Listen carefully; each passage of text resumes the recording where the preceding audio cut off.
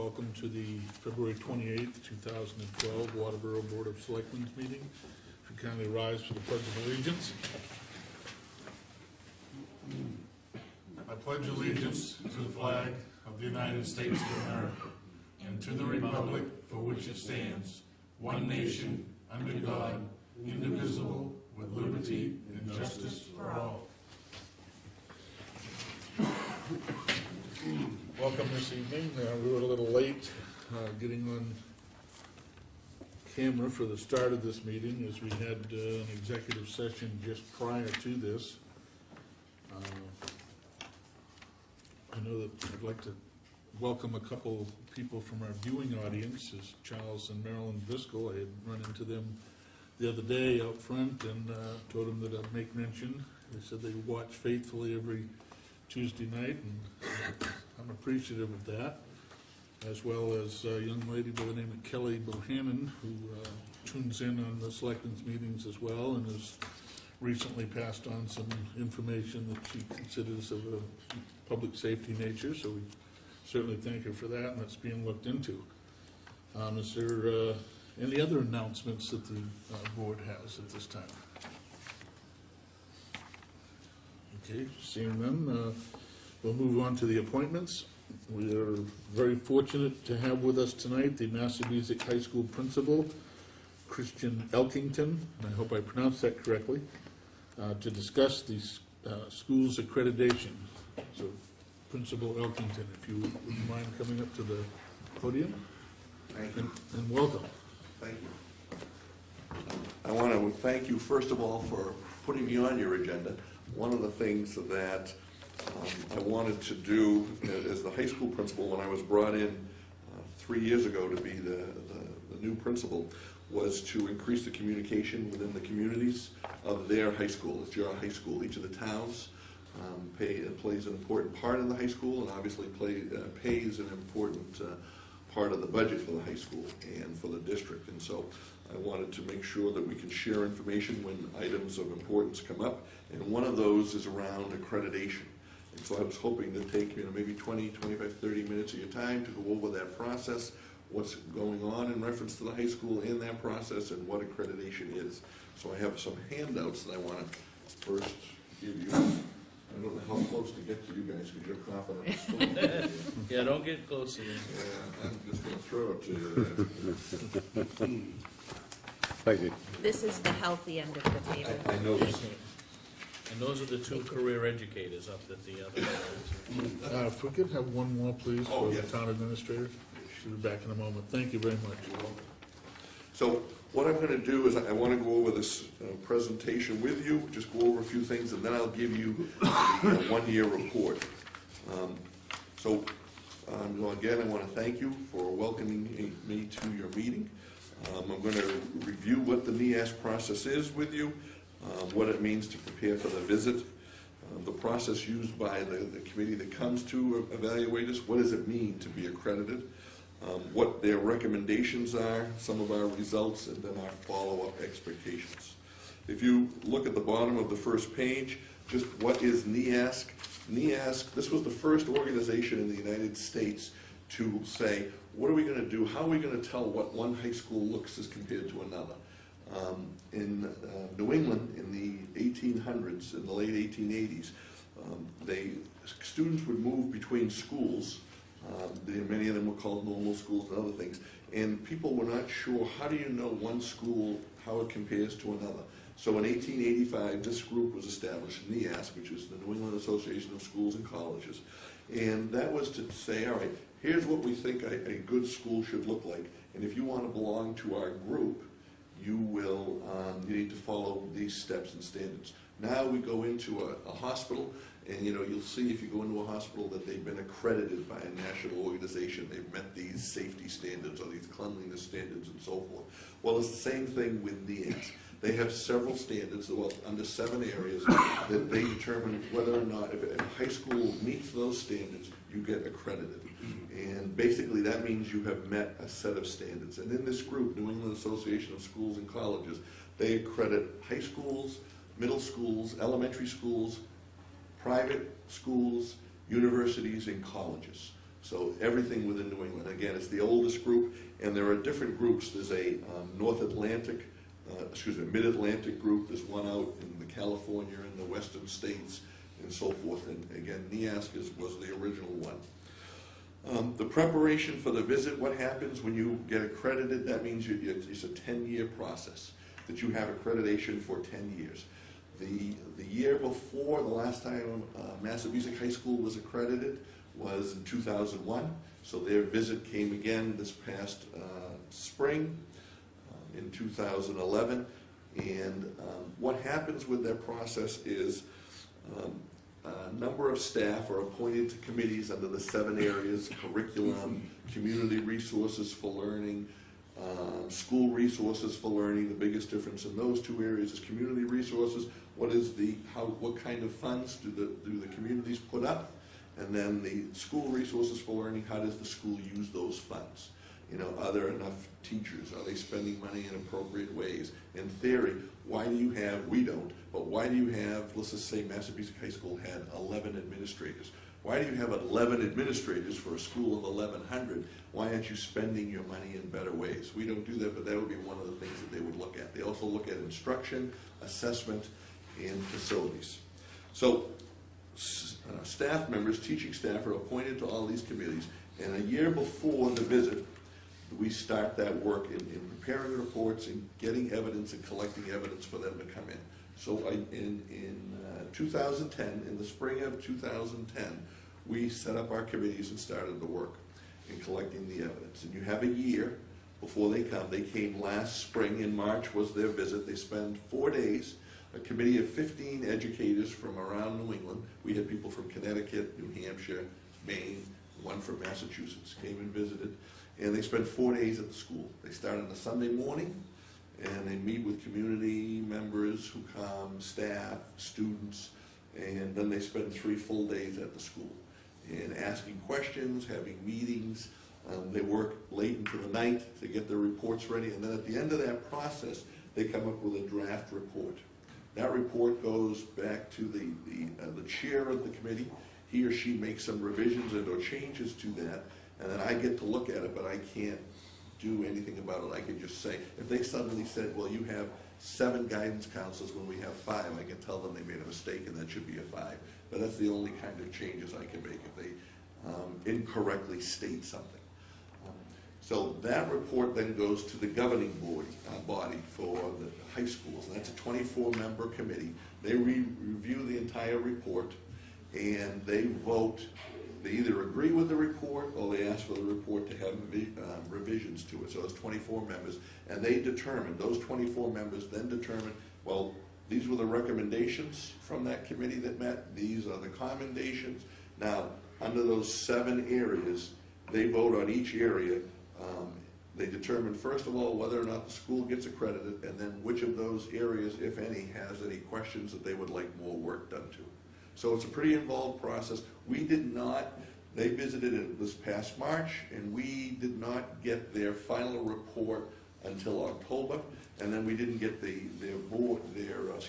governing committee's final letter until the beginning of November. So we only found out basically 4 months ago, or yeah, about 3.5, 4 months ago.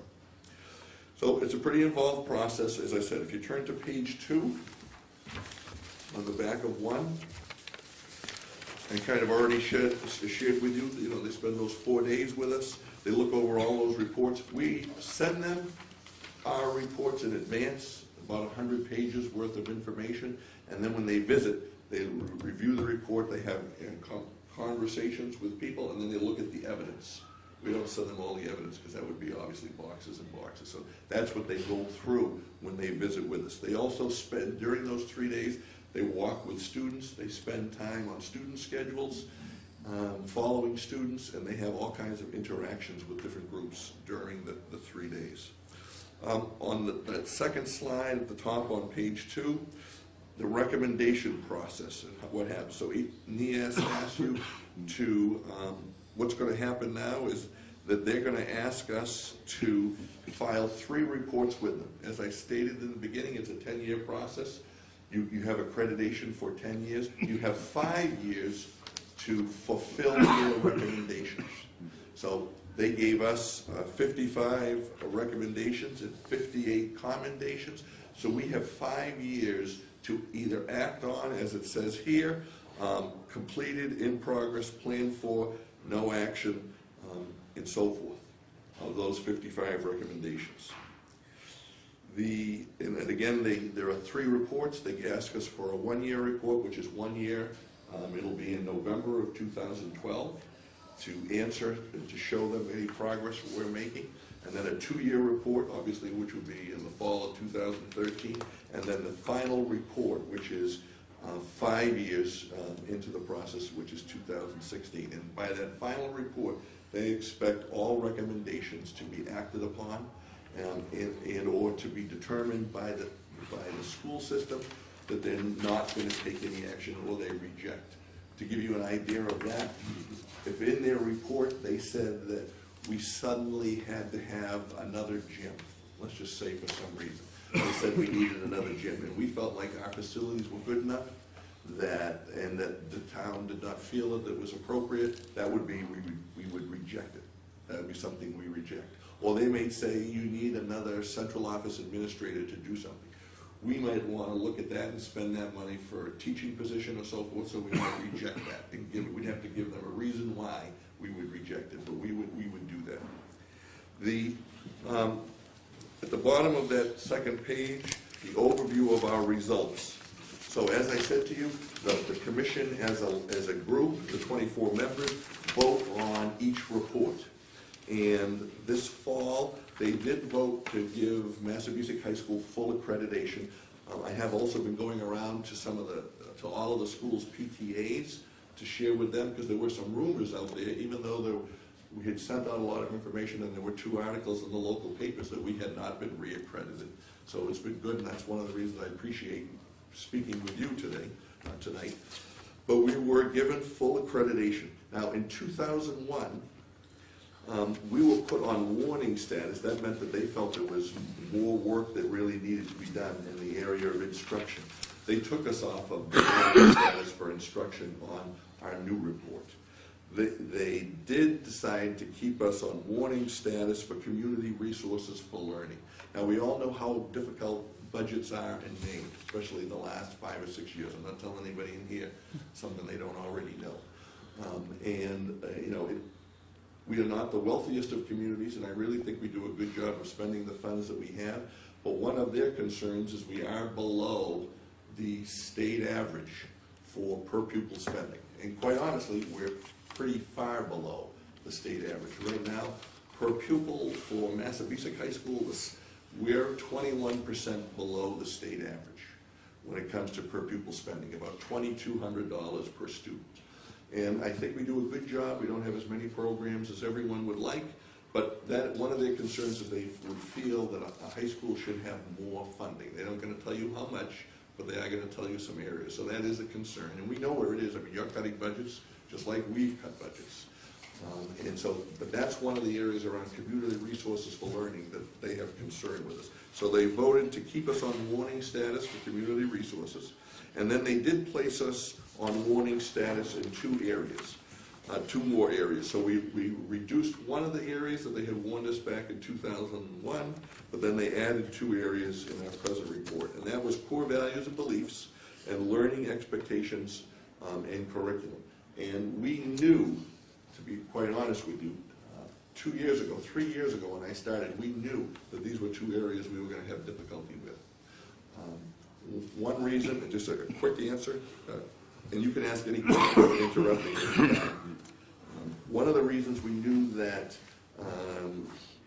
core values and beliefs were going to be an issue of concern is that in 2000 and 2001, Massabesic High School went through a very extensive process of inviting community members, staff, students to redo their mission. You know, what's our mission? You have a mission, your vision. We have a mission and a vision.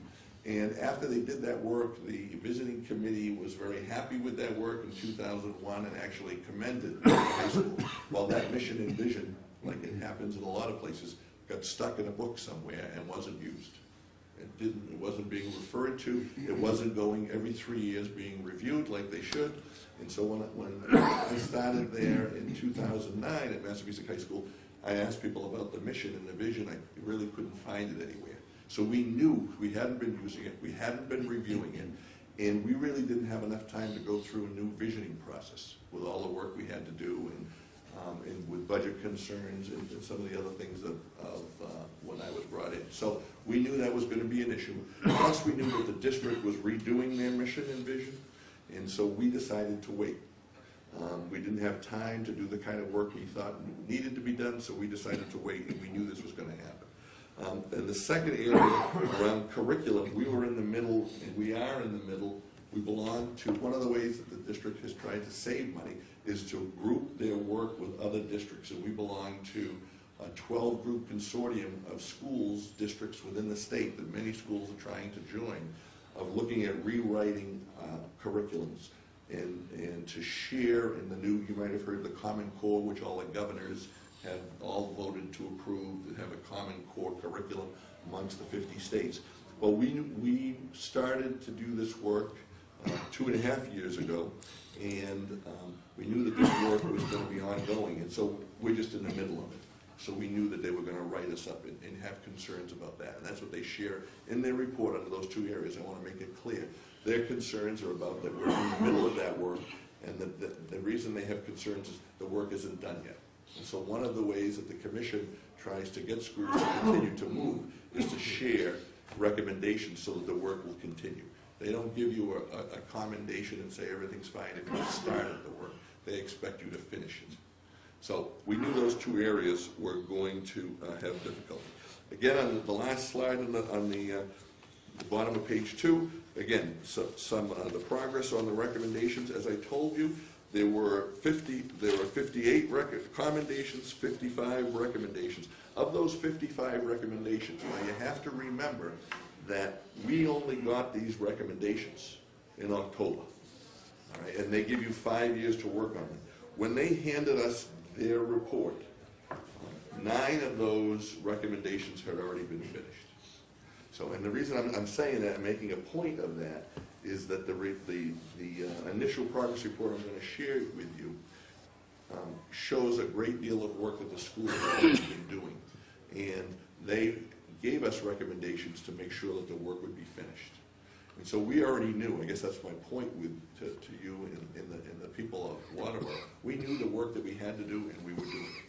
So we were pretty happy with that. So you have 55 recommendations, 10 are already completed. So now we're down to 45. And of those other 45 recommendations, 30 are already in progress, or 2/3. So again, when they handed us these 55 recommendations and said, these are things we want to see you do, we had already started the work on a large majority of them. 10 were already finished. Some of the work had to be completed in the summer, and the rest of the work had been finished in September. And of those other 45, 30 had already been started before we even knew them. So the goals we had written and the work we were already doing was really in line with what they saw we needed to finish.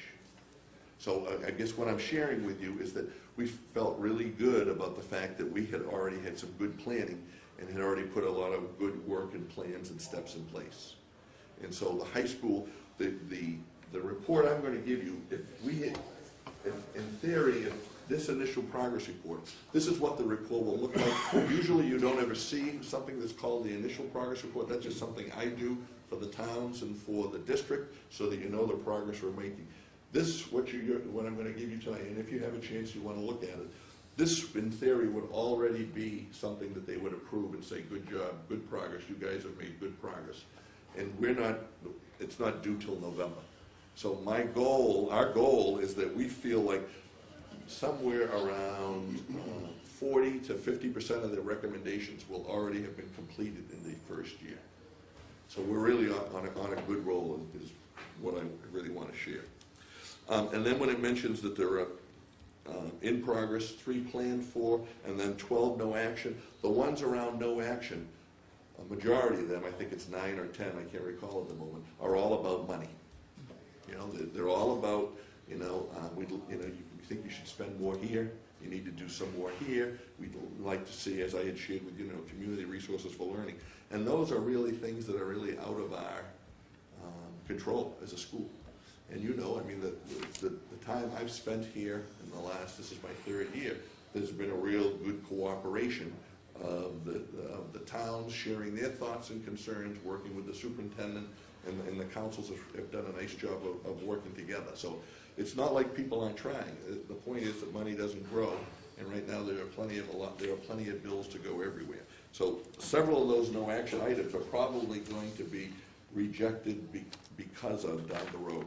The last page, just to go over very quickly, just again, this first slide is just sharing with you the progress that we have made. I've already kind of talked about it, and the fact that we planned systemically ahead of time. We knew as they say in the book, The Good to Great, we were able to stare those brutal facts in the face 3 years ago. And when I came in as principal, I interviewed the entire staff to come in. There were 115, 20 interviews that summer. And then there were meetings with parents, and there were meetings with school board members. Everybody knew the work that needed to be done. And so we had to put in a plan, and we had to put in goals and action steps. So your high school has made some good progress on the things we knew.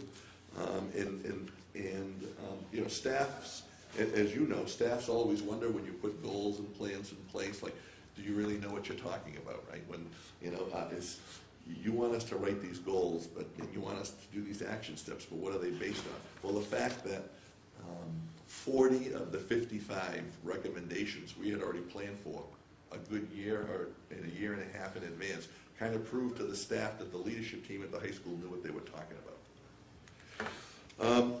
So there's been a lot of good progress. There are follow-up expectations, as I shared with you. There are many action steps that are in progress now.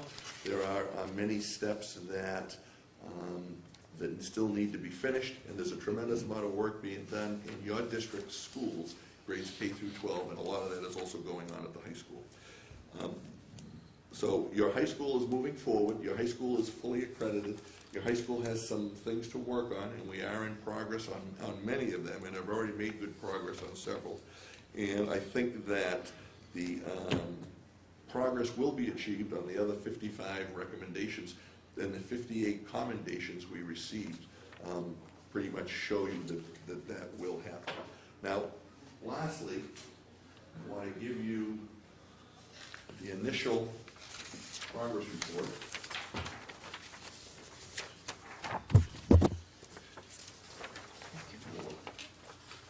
I'm just sharing this. Thank you. And again, this is what the report will look like in some way, shape, or form. Pretty close to what will be shared with them in November, and then the 2-year and so forth. And there are just a couple of areas. Again, this is my initial progress report. Has been updated a little bit. Pages 2, 3, 4, just kind of going over those areas I've already shared. If you turn to page 6, actually, if you turn to page 5,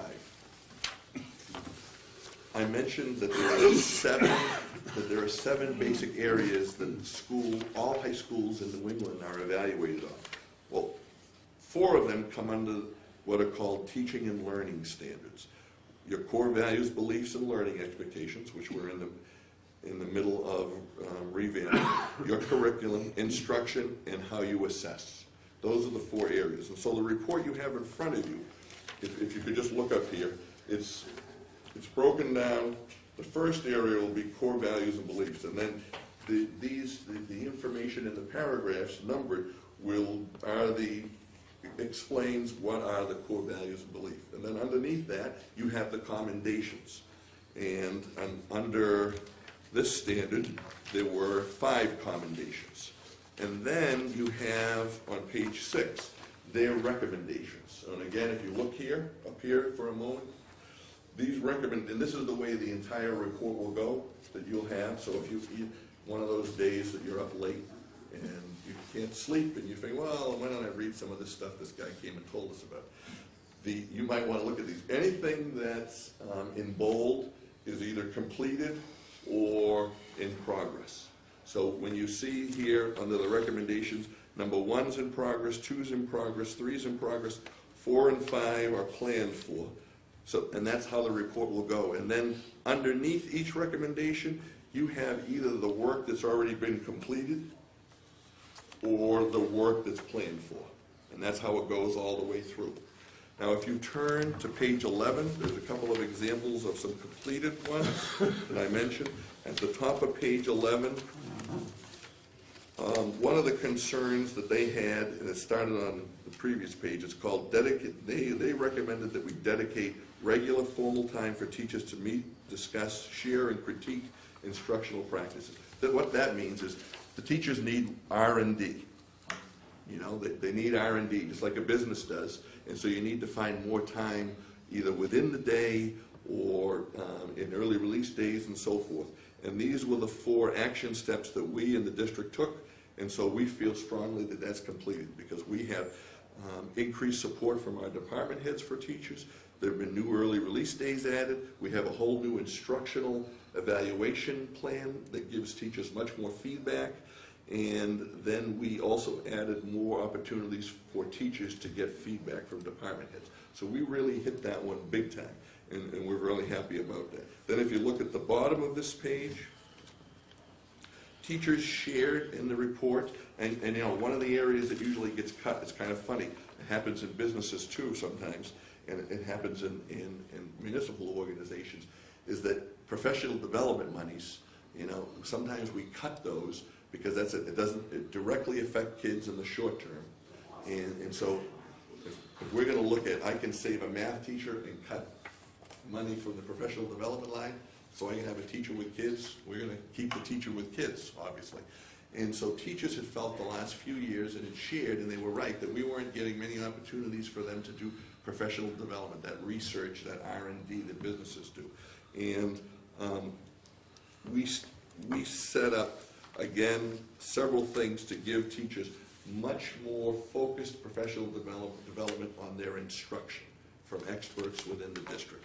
And you can see we had people start to write different action steps and goals that were checked each trimester. So we felt very strongly that that's another area that we had made good progress with. And so we voted as a leadership team to consider that as completed.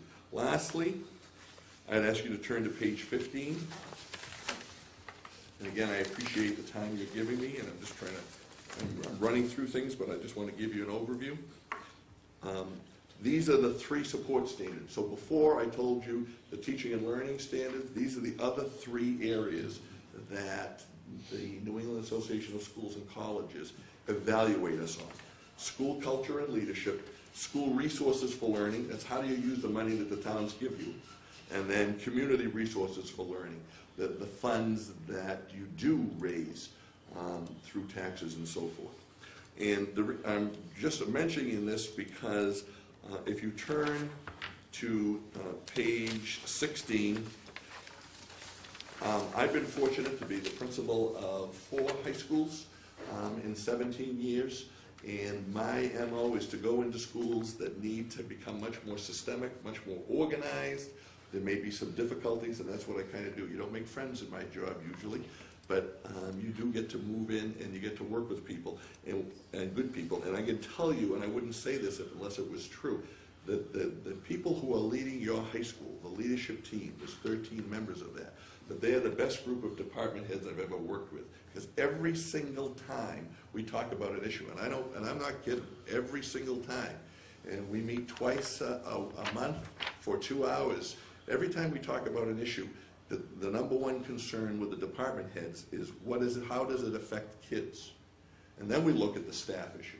And so your leadership team at the high school has made a lot of tough decisions, good decisions in support of kids that not necessarily their fellow teachers may have liked. Because it may have meant a little bit more work, it may have meant they had to do a little bit more here or there, and everybody, when it came down to making decisions. And so I point this out to you because 17 commendations, which is what we received under leadership, is the largest number I've ever seen on these reports. That's a really impressive number. So you have some good leaders at the high school making good decisions. And if you have any, and again, the report just goes through the 7 standards, and it's set up that way, and we have made some good progress. If you have any questions, I know I kind of did the Reader's Digest version, but I think that's what you needed. A comment on the commendations there, a safe, respectful culture in the classroom is huge. And I would think I'd be just about most proud of that. Yes, and and it's one thing, they had concerns, this was very interesting, and I appreciate you brought that up, because one of the recommendations under that was a concern that they thought that the classrooms were a very safe, caring place, as you're saying. They had some concerns with some stuff that was going on in hallways, and what was going on between the 2 buildings. As you remember, the old middle school, the high school took it over, for $250,000, they redid that building. It's a heck of a better shape than it was when it was the middle school. And now we use the whole complex, and we got rid of a lot of portables. Well, there's a good 200 yards between those 2 buildings, and sometimes students will choose to make some poor judgment in between those.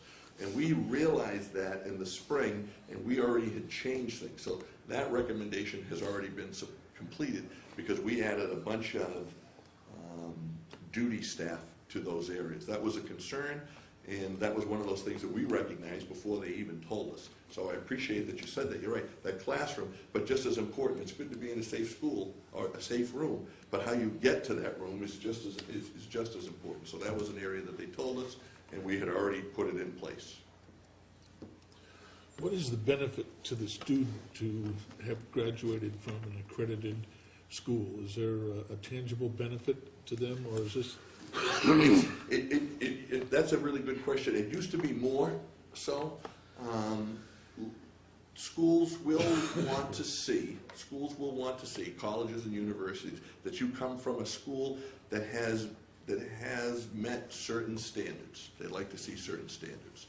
And one of the things I can tell you is that for homeschool students, it doesn't hurt them to not have come from an accredited school per se, but for students that are for schools that try and start, Christian schools and public charter schools and so forth, colleges like to see that when they say that a student received a B in biology, that biology course is meeting a certain standard. It's just not something that is come up with. So the standards under instruction tell you how your courses should be set up. So that's one of the benefits of it. But I have to say that it's becoming less recently with so many students who are homeschooling and doing homeschooling programs, that they're doing well getting into schools by showing their test grades and so forth. So it's less than it was, but it still is important in reference to judging, well, they say they have a biology course, or they say that they have this AP course. How does that AP course at Massabesic High School compare to the AP course at Bonnie Eagle High School? And one of the ways they can say, well, they have to follow, they're both accredited schools, so that means they're following certain standards for New England. Does that mean that the standards in New England are different than the standards in Mid-Atlantic or the West Coast, or? It could mean that. I mean, that's another good question. You guys are asking good questions. Let's do some easy ones next, will you? But no, that's a good question, because there are no national standards per se. There is agreement. I would bet, and I'd have to say this, that the accreditation standards are very similar from group to group. This is more like the watchdog group for New England, but I would say that they're very similar. So without getting into politics, why isn't there a national standard? We run the world with international standards, right? Correct. Environmental standards, the whole 9 yards, right? We can do that worldwide, but we can't do a educational standard across this country. Well, and I would say that for a couple of reasons, local control, that's a big concern. And the reason I would use that example is because if you remember 12 years ago or so, when Maine came up with their standards, the Maine learning results, and we compared our Maine learning results to Arkansas, all right? And when we looked at them, we had like 4 times as many standards, and they were much more strict than the state of Arkansas. And then when they started the national testing, and schools started to become written up for not meeting standards, everyone was kind of noticing in some states, like, how come the state of Arkansas doesn't have any school that's failing? Well, their standards were, I'm sorry to say, one page, in some ways, whereas Maine had a lot of different things. So it's a local control issue, but I would say to you that with the Common Core standards that the national governors have all voted to approve, that's probably going to move us down the lane of having national standards for everything. Plus, NEASC doesn't want to give anything up, Well, yeah, I mean, it's compared to the Mid-Atlantic group, right? Like I Everybody. said, without getting into Right, politics. Right. But I would say that was the biggest thing, it's local control, because if you look, one of the things our state's going through now is, 3 years ago, we had a consolidation, right? And now the governor is talking about letting people get out of consolidation. And a lot of it, I hear, Well, it is saved us because. so much money, Right, right? yeah. And now it's gonna cost us more money to get out of it, but there are plenty of towns, look at Arundel, that's deeply thinking of that, getting out of theirs. So, it is a local control issue. And to be honest, southern states are notorious for not wanting northern states to tell them what to do. And northern states don't want western states telling them what, and western states don't want northern state, the northeast. Does being accredited have any financial benefit for the school? Does it make the school eligible for grants or funding sources that non-accredited schools would be It's have available not to them? usually tied to any funds, although I can tell you in a couple of grants that I've put in, not for Massabesic, but when I was principal at Noble, that was a question we had to answer. They wanted to know if we were an accredited school. So it may help in reference to that, but it's not a huge piece. It does cost money to belong, and that's one of the issues. About every year we have a fee. We pay about $4,000 to belong to this association, and when they visit once every 10 years, those 15 people who were here, we had to pay their transportation, we had to pay their hotels, we had to pay their food, and that was somewhere around $30,000 for their visit. It was very expensive to do that. So there is a fee that way, and to be honest, many schools are questioning whether or not the fee is worth it. A couple of years ago, Portland, when they developed a third high school for Portland, was talking with people in the state, and then of course the state went through budget cuts, so there were less people at the Department of Ed, to say, why don't we accredit our schools ourselves and pull out of this, but it never went anywhere. So there is an expense with it, and it's quite honestly why I told you that there was also a middle school accreditation group and an elementary accreditation group. Not many middle and elementary schools belong because of the cost. I think there are two in York, two elementary schools, one in Kennebunkport, and one in York. I think there aren't that many that do the elementary piece. Now, this is your third year, Yes.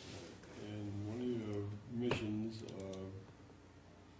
stated assignments you had was to have more PI with the towns. Right. This is the first time you've been here, Yes. and why is it taking you 2.5 years? Well, part of the reason is we didn't build that into the plan and originally. I mean, their PI, we've worked very hard at communicating with parents and the community as a whole. But my plan now is to come back to you every year, I was going to mention this at the end, to give you an update of the work that we're doing at your high school. And so next fall, I would plan to come back. And the other thing I was going to say, if after any of you read this, you want me to come back to answer any questions, that you would. But it is a good question in reference to, we looked at part of that, to be honest, in reference to the budget work that was done with the communities.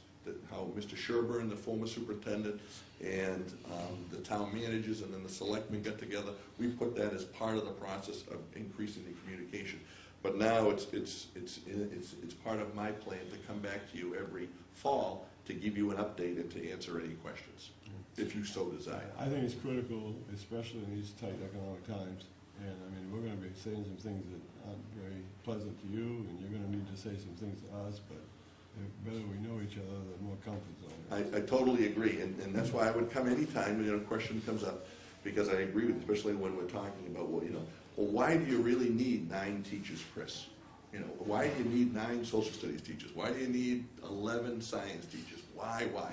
And be more than happy to answer any of those questions. But I think that, like I said, when I sent the letter out in the fall, and you guys said yes, 3 of the 6 towns said yes, Alfred, Shapley, and Waterboro. So I've made these presentations at those 3 towns.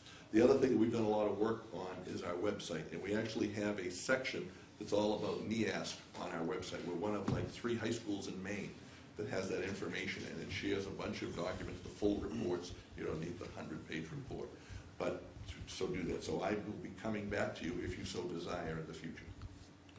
You know, several years ago, and unfortunately it was underutilized as far as the community, but there was I think a couple-day fair that that was done, was open to the community. I went to that a few times, and when you see some of the art that the kids are doing, some of the musical arrangements, some of the science projects, some of the collaborative work between departments, it was very, very impressive. And if you could get citizens from the 6 towns to come in and see some things like that, it would do as much to sell your program as anything I can think of. We have discussed that. You are correct. It's kind of funny. There are 2 trains of thought. Staff felt like they lost a day of instruction, I'm just going to say, and that it was a dog and pony show. Community members felt it was great, that they got to do exactly what you're saying. They got to see, what are we paying for? What are we doing? What are they asking our kids to do? So we've got to figure out how we set that up again to occur. You are correct. The other thing I wanted to mention in reference that you had said, why is this the first time? I will say that we did send out letters in the fall of 2010 and then in early spring of 2011 to all of the selectmen to try and get people to come to meetings around accreditation and to give their opinions. And we didn't get very many selectmen to come from the 6 towns. So we have made some efforts to try and get them, but I think you're right, it has to be face-to-face. Anything from any other member of the board? Okay, thank you very much. Thank you, and again, if you have questions, please email me, and I will be looking forward, and if in the spring a question comes up, I'd be more than happy to attend, and I'll definitely be asking to see you again in the fall next year. We'll look forward to that. Thank you. Thank you.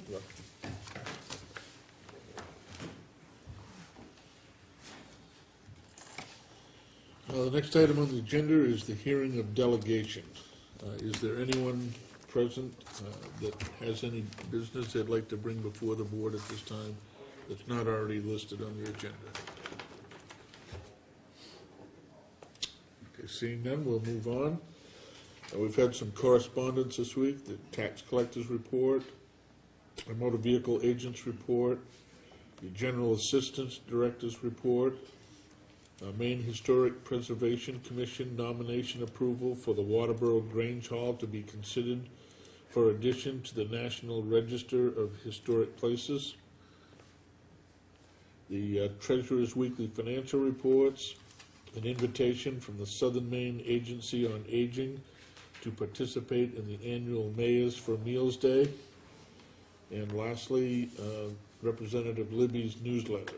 If you have any interest in any of those reports, you can find them on our website, or you can drop by the town hall and see the administrative assistant to the town administrator or the town administrator, and those documents will be made available for you to look at.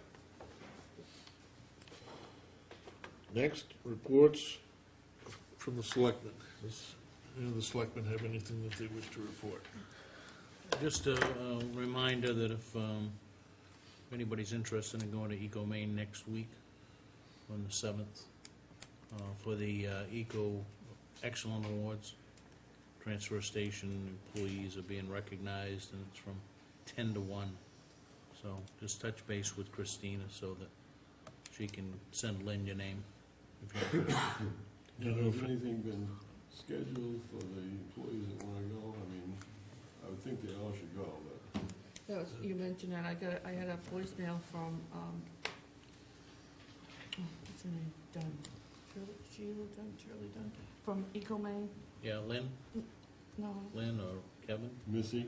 No, it's, Yeah, last name is there's somebody else that's handling Yeah. it. Shelley. Shelley, thank you. She has not heard if anybody is coming from the transfer station to pick up their award, and she wanted to know if anybody would be coming, so I will give Clint a call tomorrow. if he Yeah, I doesn't mean, come in. Are you I going? can, I can go over, I can't stay for 3 hours, but I can certainly take a few minutes and go over. Have each of the members of the transfer station committee been notified that this is happening and they can participate?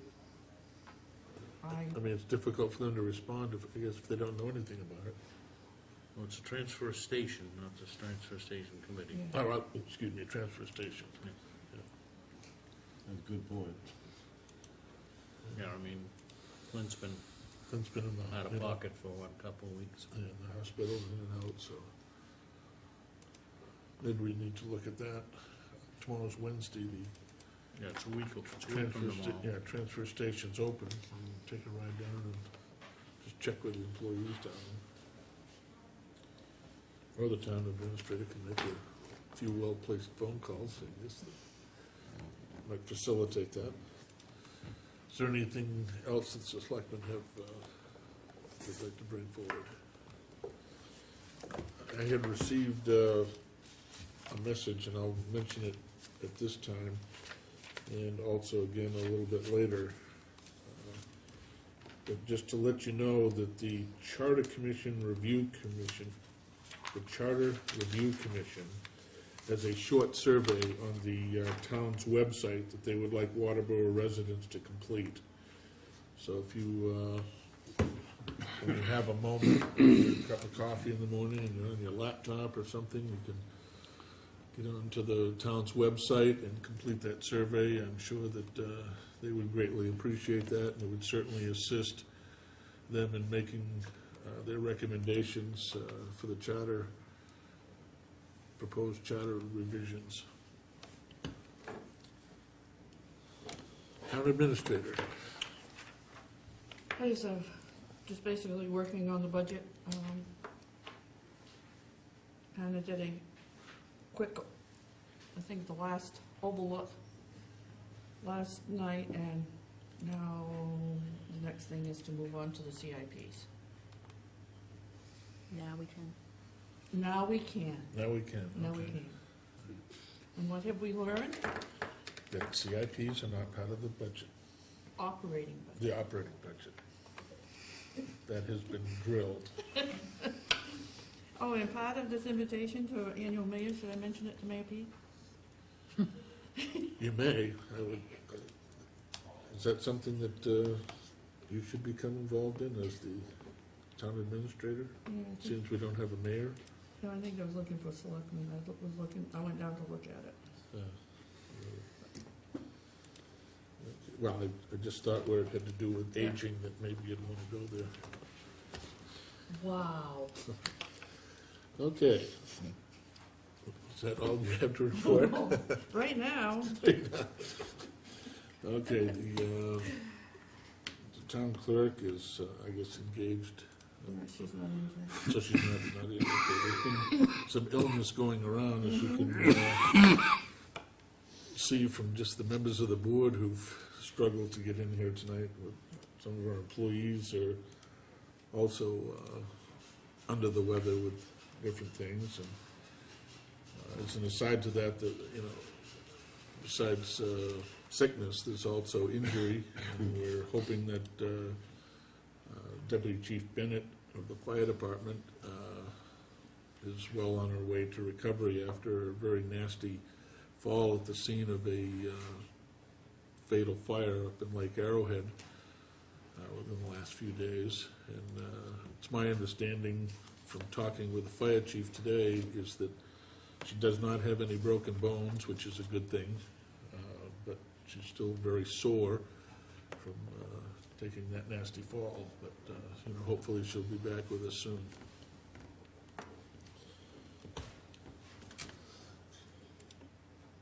New business, discuss and vote on a property tax abatement request for map 28, lot 10.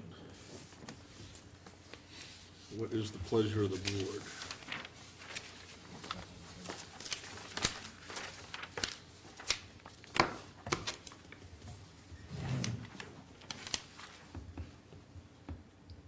Is there anyone here that wishes to speak on that matter? Yes, sir. Yes, Mr. Chairman, thank you. You might remember me. Yes, sir.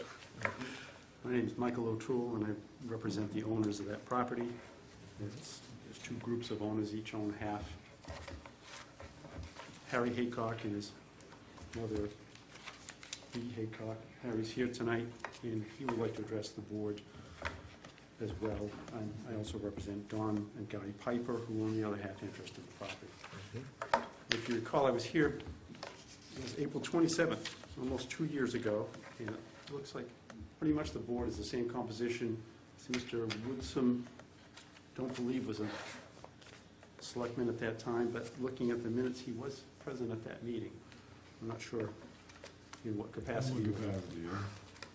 But hopefully you heard our presentation then, so we won't have to be quite as long tonight.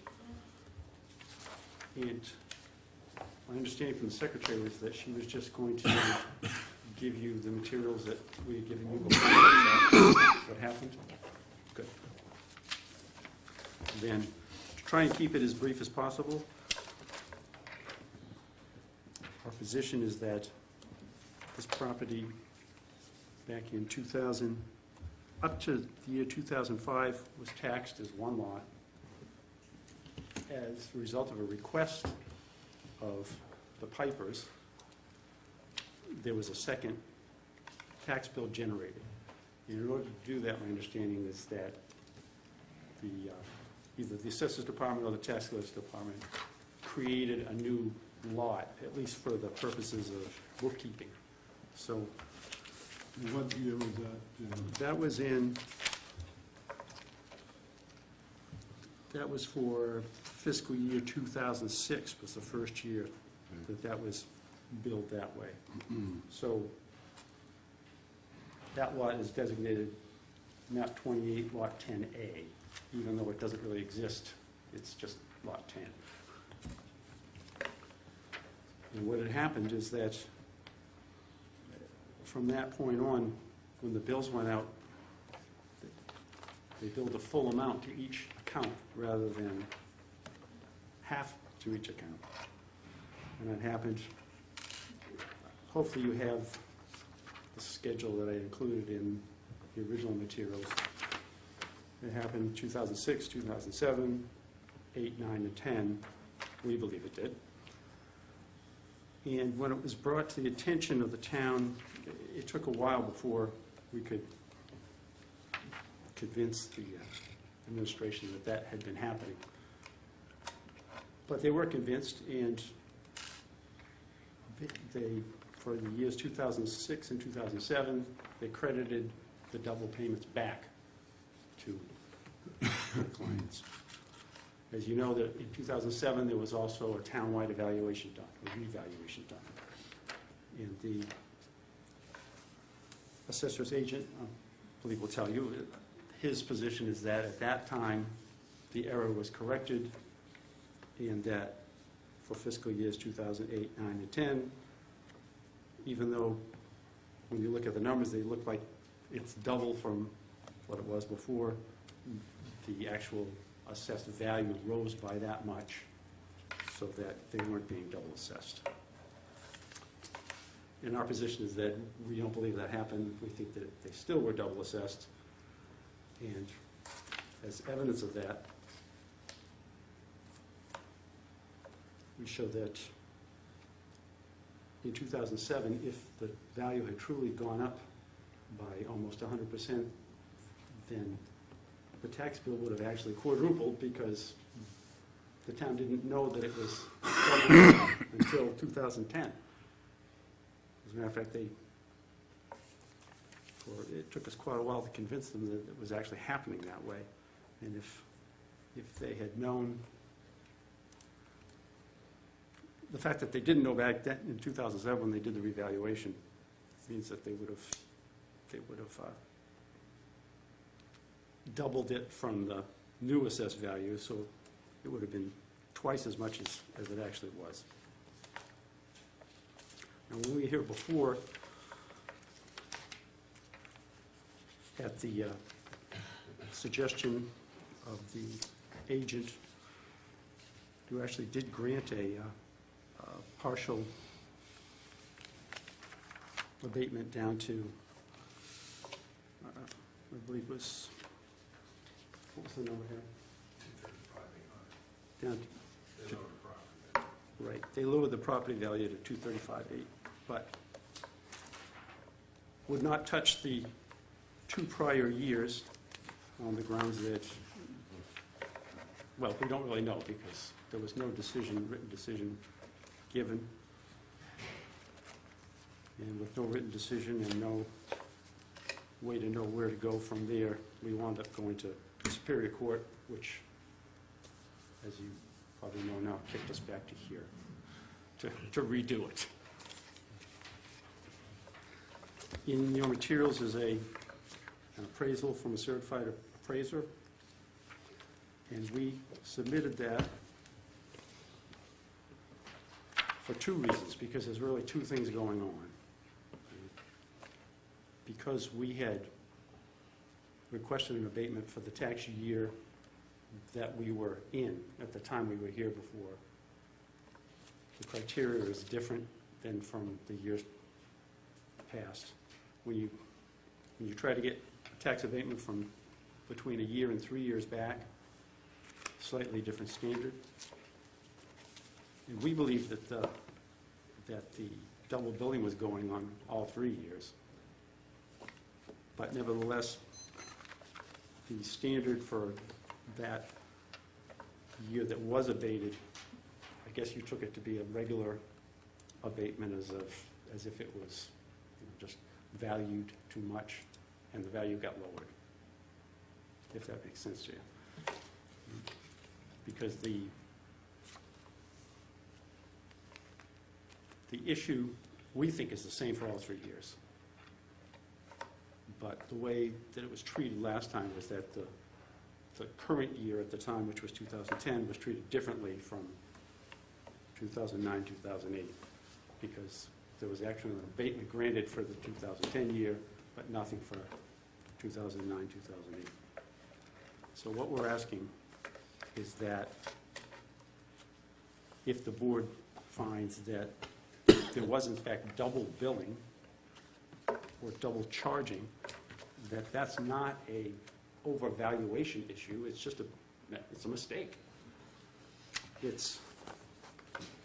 We believe it's exactly the kind of thing that you can go back and correct, back to as far as 3 years. It's an illegality, error, or irregularity. I mean, it's an error. Plain and simple.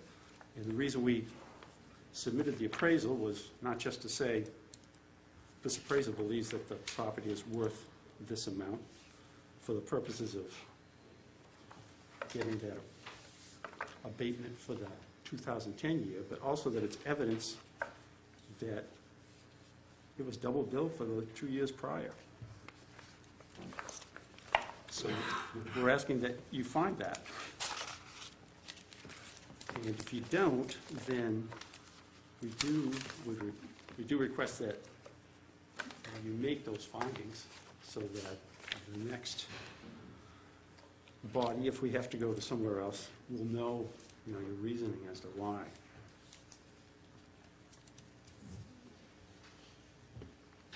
Do you have questions? So you're looking for an abatement for 2008 and 9, or 2007 and 8, or 2007 and 9? Well, since this is a sort of a redo of what is before, we're looking for 8, the original application was for 8, 9, and 10. And it was filed in 10. Okay, and you got 10, right? That's right, we got a partial abatement in 10. Okay. We think that it should have been more because we think it was double billed. But that's not really what we discussed last night, that we were here and voted on it. I think we resolved the double billing issue, and I think it really became down to, was the property overvalued or wasn't it overvalued?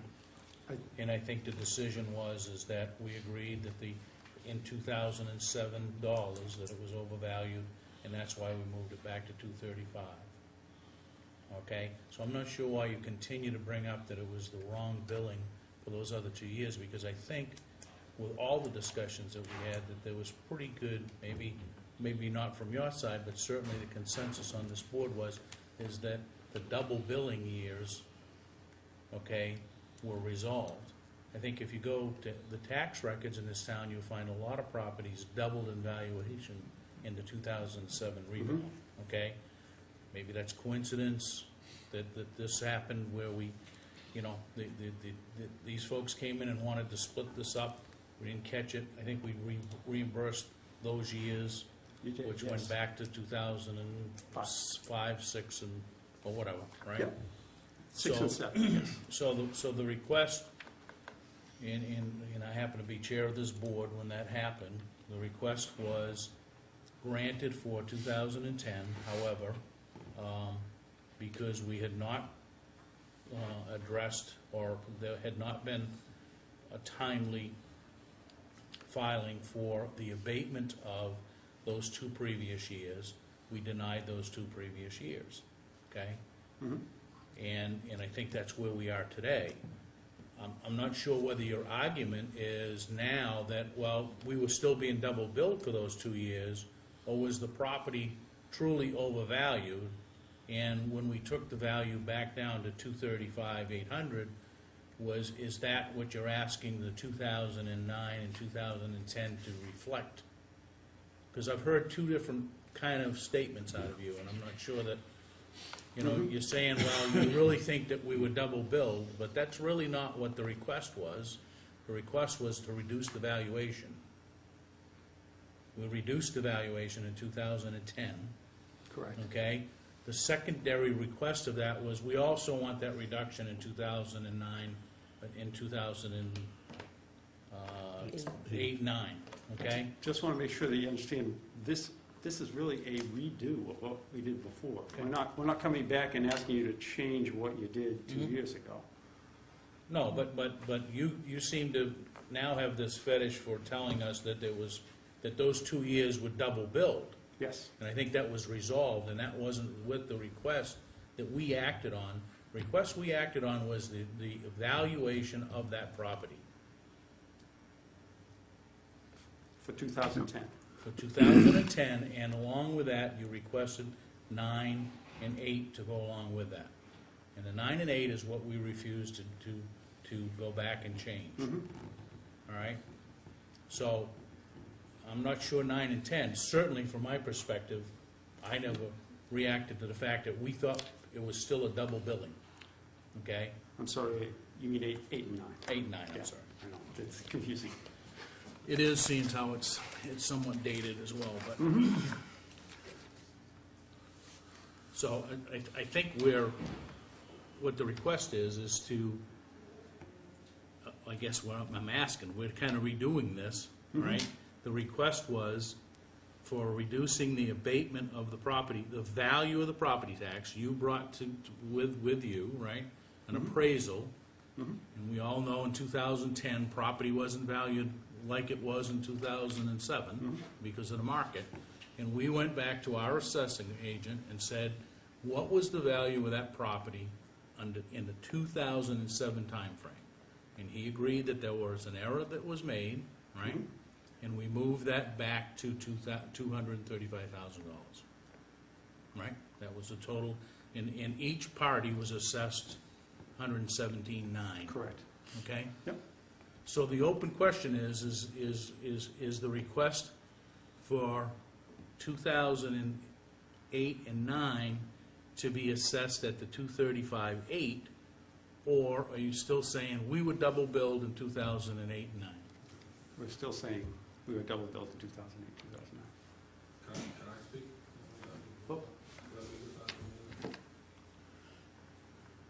Why don't you just let me finish up here, and then happy to, because I think Mr. Abbott hit it on the head. I mean, I was having a hard time explaining how I thought the last meeting went, but I think Mr. Abbott got it perfectly. I don't think that I was clear enough the last time we were here, saying that For the years 2008 and 9, we think that they should be reduced because we think that they were double billed. And we think the 2010 assessment should have been reduced more for the same reason. You didn't agree last time. I'm not sure I made it clear enough to you last time what our position was, but I just never saw clear evidence of the double billing last time. And so unless there's some clear evidence of it, didn't see it before, so what's happened in the interim? this isn't like a request for reconsideration, sir. No, let me just clarify, your April 22nd letter to us, all right, was very clear, which I would agree, all right, that you felt that the assessor had the ability to rectify the situation because of you still believe that 2008, 2009, and 2010 were simply a continuation of the 2000 and 2006 and 7 double assessment. Correct. Okay? So where I'm, and I'm trying to go through all of these records, all right? Where I'm struggling is you brought in an appraisal of the property to say it's not worth what it's assessed at, all right? Correct. So in one hand, we're saying, well, it's not worth what it's assessed at, and the other hand is saying, well, you're double billing us. And what I'm trying to say is that the assessment is good evidence of double billing. Because when you look at the amount, the assessed value, and compare it to what it was being assessed by the town, it's about half of that. But I thought that was also brought up that that wasn't unusual for other properties to go up by that amount in that period of time. But So what that was nobody it. really addressed was that the town was double billing in 2006, 2007, admittedly. I mean, they've rebated the money on that. There's a reval done, and the property value, they say, goes up 100%. They didn't know they were double billing back then. They didn't know it until 2010 when we finally convinced them of that. So why wasn't the 2008 assessment quadrupled of what it should have been? Well, maybe it should have been, and you owe us money.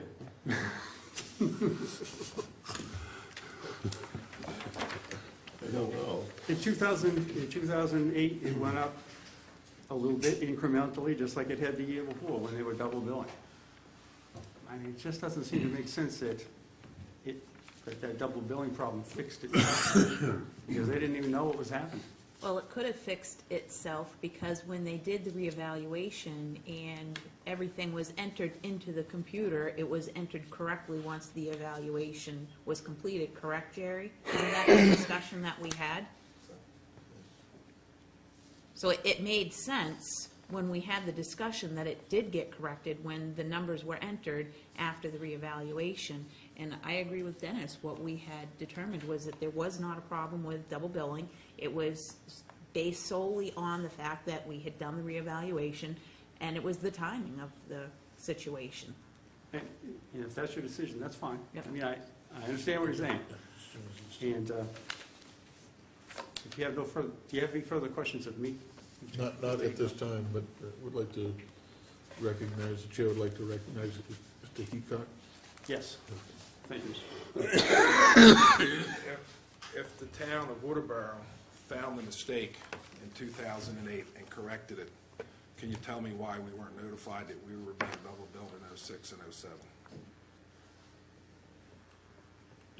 It would have just been a matter of the tax bills are generated automatically out of the system based on the evaluation that's put into the system. And we see from time to time that there are errors that pop up in the billing. Jerry, chime in if I'm saying this incorrectly. Double billing errors, you see them time from time. No, you see errors in the way that the bills go out. We have errors from time to time that have to get corrected. And I think what happens is we had the reevaluation, everything was corrected in the system. We're putting in all new data because we've reassessed the town, And so that's what corrected that error. That's why it didn't go to double So, the original number. Quadruple. so the town of Waterboro didn't know they made an error, or they did know they made an They error? wouldn't have picked up that they made an error necessarily. Until it was brought to our attention. Somebody goes back in and reevaluates that.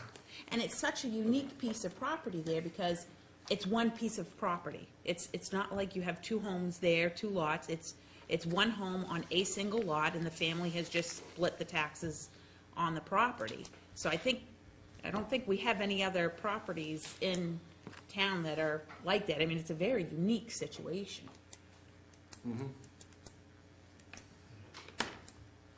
In that you sent out two bills and failed to divide it by half. In the '06, '05 And it years. just, what you're telling me, that it coincidentally, the town corrected it in '08. Well, actually, the valuation was The in '07. reevaluation is what So it got corrected it. corrected in '07 by the town, and nobody knew about it, so that's why they didn't tell us. Okay, just trying to understand this. It was corrected, but it wasn't intentionally corrected, as if someone had brought that to our attention, and we said, okay, we need to correct this. By virtue of the reevaluation, when the new numbers were put in, that corrected it, Okay. okay?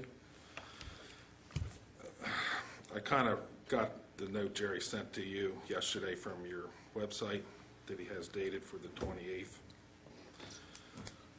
What's kind of not stated, I guess I don't follow you, what's that? Jerry sent you a memo yesterday that was on your website dated 2008. There's a copy of, what Oh, it's in, okay. yeah. Yeah. But anyhow, some items that I don't see on that, some of this may be repetitive, but 2010, Waterboro had our property appraised at $346,200. After I spent 13 physical trips here to the town hall, faxes and phone calls, and a meeting with the selectmen, then I had to hire an attorney. After all that, Waterboro reappraised the property to $235,800. I would claim that is an error that Waterboro partially corrected that should also apply to the '08 and '09 taxes. Nothing that I know of magically happened between '09 and '10. Next in the assessor letter, he speaks about this proof and that proof, etc. My information is, I have a broker opinion value dated August 04, 2004, that says the property is worth $150,000. August 21st, 2009, I have a broker opinion that the property is worth between $147,000 and $153,000. The certified appraisal of January 23rd, 2010 was $167,000. Waterboro's value opinion in 2010 was $346,200. Then it dropped to $235,800. My claim from the start of this is that we were being double billed in error when Waterboro started sending out two bills at my cousin's request and failed to divide by half. And that hasn't changed. That's still my position. And that's not hard to imagine in the computer age. Just somebody forgot to enter, divide by 2. $167,000 to take the high number of the appraisers in the Waterboro's revenue favor times 2 equals $334,000. That seems amazingly close to Waterboro's claim of $346,200. I feel Waterboro is now trying to hide the double billing agreed to by Waterboro in 2010 on the 2006 and 7 taxes by claiming the property is now only 1/3 less instead of 1/2, more or less. And basically, you're not going to discuss the '08 and '09, claiming an over-evaluation instead of an error. And I think Selectman Gerard, is it? Mm-hmm. You mentioned that there was an error. In the Earlier. '05, '06. Now, Jerry, when he talked about proof of this and proof of that, I would suggest that my proof is in the above numbers. Mr. Gale talked about proof. 167,000 times 2 is amazingly close. And that's one certified appraisal, backed up by one in 2004 and 2009. And Well, I don't know where you come broker's up with the op- a broker's 235. opinion, right? Yes. But the certified appraisal, I would say, trumps the two. Broker's If the opinion. certified appraisal uses valid comparisons. That's what they're licensed to do. Well, I'm not sure that when they're using other municipalities' properties, that's a valid appraisal. We go through that all the time. I'm not sympathetic to your position down there. I think that there is something amiss. It's just identifying what there is amiss and trying to appropriately correct it. What I do have an issue with is your statement that this board or the town is somehow trying to cover up for something, and we are Well, I not covering feel up that. for anything. You may feel that. Yes. We're not in the position of covering up. If there's a legitimate mistake, then we will take what steps that need to be taken to correct that mistake, because we want to have, ensure fairness for all in your dealings with the town. However it may appear on the surface, I can certainly see where your position might be, that you're throwing your hands up and saying, what are they doing there? We're trying to do what's best for the town at large in evaluation of the properties. At the same time, as a member of this community in the town, we want to make sure that our dealings with you are fair, but we need to look at, everything. And as Selectman Abbott pointed out, we from time to time have all kinds of different appraisers that come in here, and they're conflicting at best. It's a judgmental call because of market values and all this. So we have to try to sift through that and find the common thread that's going to give us, the appropriate information for making a good decision. Throughout the history of this, and I've been told that, the just and fair value of the property is the sum total of the two halves. This is after it was revisited. And that was still brought up to the 346,000 number. And I guess I don't understand why I was pushed to hire an attorney to help get this through. It's the same information that I presented to Mr. Gale, Nancy Brandt, other than a certified appraiser. Sometimes when there's differences of opinion and views on things, it takes an outside source, like a court, to make a determination, and that's, I guess, the way of life. We're trying to do the best that we can for the town. You're obviously trying to do the best that you can for your interests. Neither side is, we're not antagonists towards one another. We're just trying to look at what's best for each. Sometimes what's best for each is to have it mitigated by a third party. And unfortunately, that's where we are right now. But if we can, sift through this and find out, exactly where an error occurred, if an error occurred, and it seems as though there is enough presented that an error has occurred somewhere in this thread, that we need to look at that and, sift it out. It may be that that error was corrected or has not been corrected. I kind of feel to some degree we're battling over legal terms for, an error versus an evaluation. Well, an error is an error to me. Yeah, if you make a mistake was a mistake. You're granted. Absolutely. Granted. But when And to try to go back now and say that, well, we're not going to grant you 08 and 09 because it was an over-evaluation, well, that's still an error. If you overvalue this. Specifically, before I get ready to write out a check for an error, I would need clear evidence that there was double billing. I haven't seen it. So, there's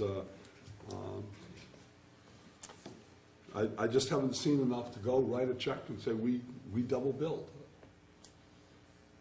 I I think, don't see the evidence. I think we've already written that check on the double billing. For '06 and '07, yes, sir. Correct, and the argument that's before us now is whether or not in the '08, '09, there was an over-evaluation. Okay. Well, I thought I was still Correct. talking Well, they're about the still double saying billing. No, And you- no, the double request is very clear that they believe, the letters from the attorney is that for '08, '09, and '10, that they are still getting double billed. That's That goes back to the letter of, I believe, April 19th, 2010. 2010, to April 22nd, sorry. And there's a time limit period there too, if I remember, was that issue? It's a 3 years. I know that that 3-year issue came up about state law only allowing the municipality to go back that length of time. So I don't know whether, And that would be for, and it's actually in Jerry's memo to you, an illegality, an error, or an irregularity. To me, something seems a little irregular here, if our case is that unique. Thank you for your time. yeah, thank you, If I sir. may, if you're concerned about the 3 years as of from today, this is a remand of the hearing that took place in April of 2009. 2010. Yes, so we're basically standing in the position we were then, so you can, if you had the right findings, you could still go back to 2008, because you could then. Yeah, it's my understanding from the decision that we can only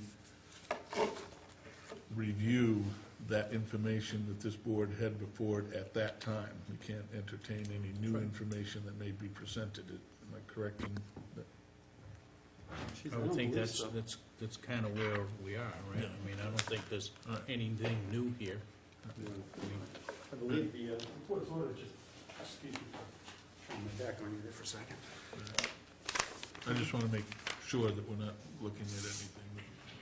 The court just says the case is remanded to the Board of Selectmen for a new hearing, so, I mean, I suppose you could consider new evidence if there were any, but I don't think we presented you with any. Okay, all right, nope, just wanted to make sure we're on the same page. Yep.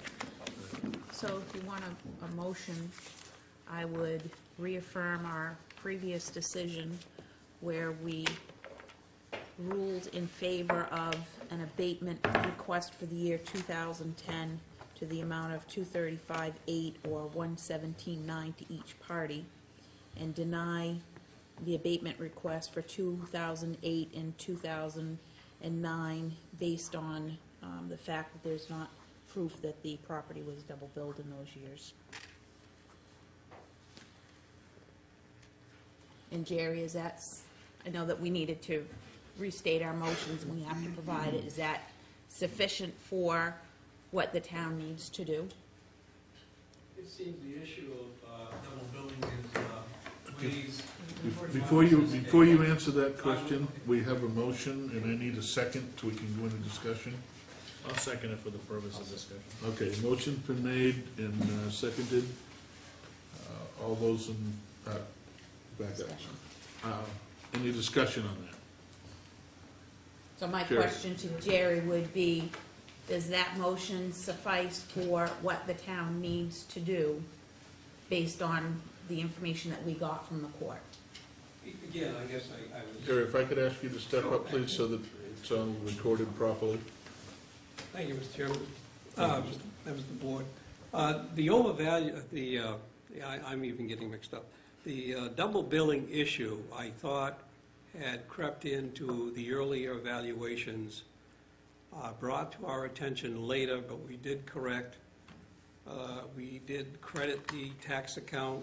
I can't remember the exact amount, but it did cover the years previous to the revaluation. I think the big misunderstanding is that the town was working on the revaluation for 2 or 3 years. It happened to come out in '07. I think at one time it was going to come out in '06, but we needed to have some more market studies to make sure '07 is correct. And The dark secret of the revaluation was that all of the values in town increased 2.5 times, period. So we took all of the valuations that we had, and we just didn't multiply them by 2.5. It was the result. We were assessing prior to the revaluation around 50 to 55% of value, half the amount. Has nothing to do, though, with the Heacock case. Claim has been made that we somehow finagle a way to double the assessments. We didn't do that. We were bound to conduct a revaluation that would automatically bring those values to 207. It happens to be 2.5. In some cases, it was 2.3, 2.6, 2.7. The average was 2.5. So that is where that doubling occurred. But it occurred throughout the entire town on most properties because of the revaluation.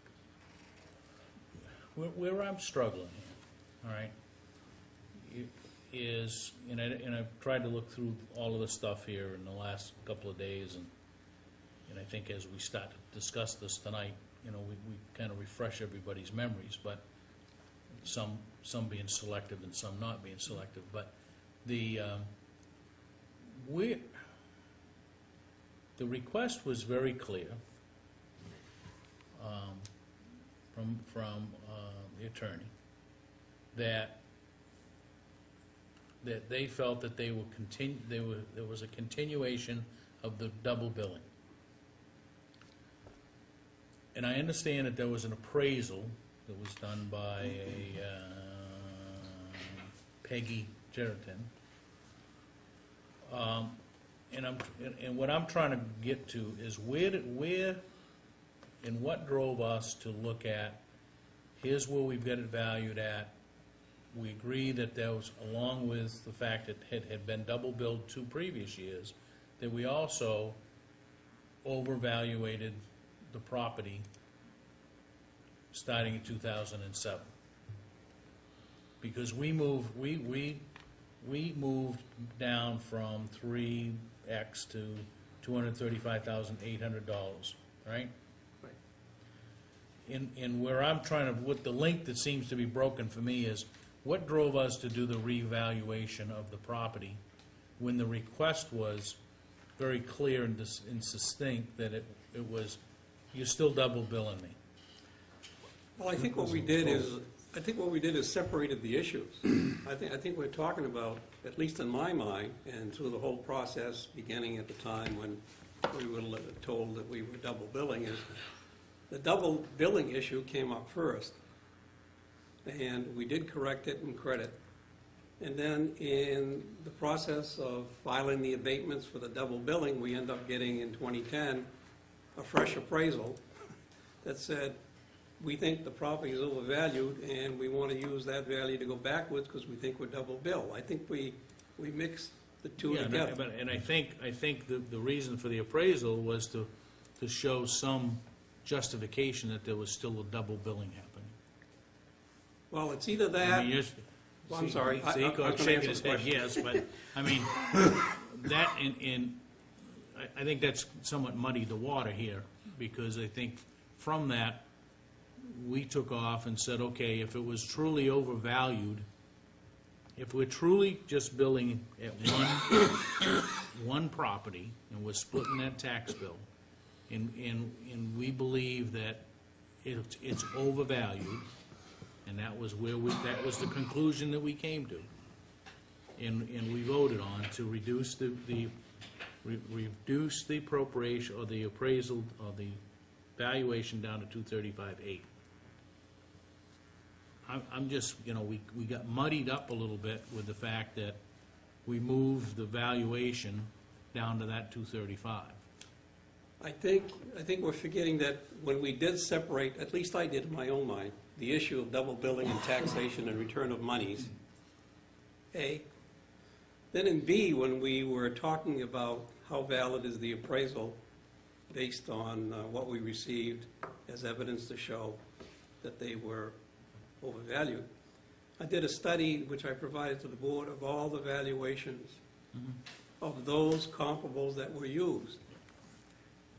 And that kind of gave us a level of value that if they're assessed at that level, and talk about the comparables in the appraisal, then therefore this property ought to somehow fit in that level. And that's how we ended up coming up with that new value.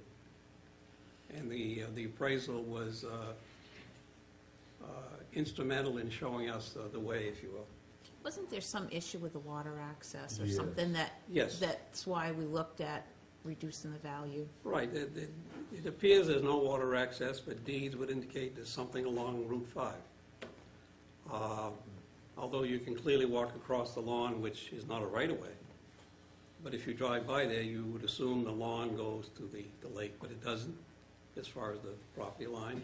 But there is a right-of-way alongside Route 5, which is pretty hard to walk down, but that was also part of the evidence that we developed and tried to say, well, this property is comparable to the comps that they had. Some were comparable, some were not. But we sifted through it and ended up with what I consider a fair value at the $235.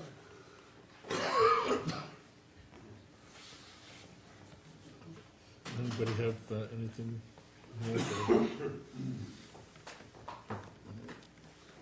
You all set? Yeah, I think, Mr. Heacock, the chair will recognize Mr. Heacock. I have a question for Jerry. When the town did the reevaluation in '07, which took place in '08, right? It took effect in '08. right. Yes. Fiscal year. When you looked at this, why wasn't this found then, I guess? And that's one part of that. When I went through this with, I think, Nancy Brand originally, I think Jerry's statement at the time, the computer did the reevaluation. So I'm kind of wondering if the computer did it and the property's normal double, that's where we got the, why didn't go up, why didn't each lot 50 and 58 each go up double if the computer just went through the maze of numbers? That didn't happen. So I feel somebody was in there doing something, and if that was the case, Well, why didn't your reevaluation show the 235 number instead of the 346?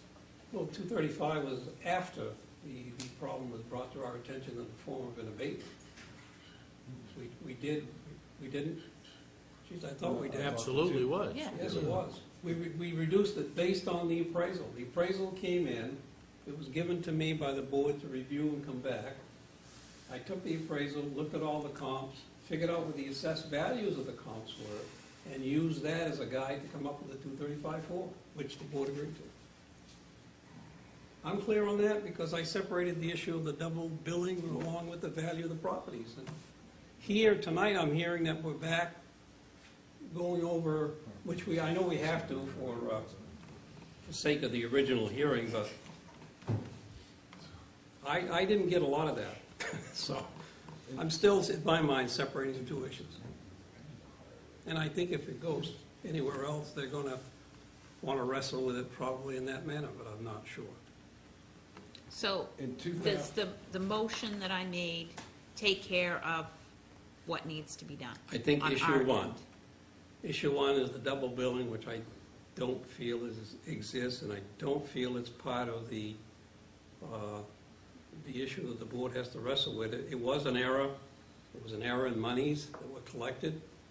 The tax collector played a role in trying to ferret out. In 05 and 06? Yes, in '05 and '06. We don't believe that the issue exists as we speak, or be currently. It didn't happen in the revaluation where we conspired to somehow double this particular property when we were working on, 2,700 other properties. Didn't have time to do that, and we didn't do that. Is there any other discussion on this motion? Mr. O'Toole? Go through the motion, what motion? I would make a motion that the board vote to grant the abatement for the taxes of 2010 so that the evaluation for 2010 is 235,800 or 117,900 to each party, because that property is split amongst two taxpayers.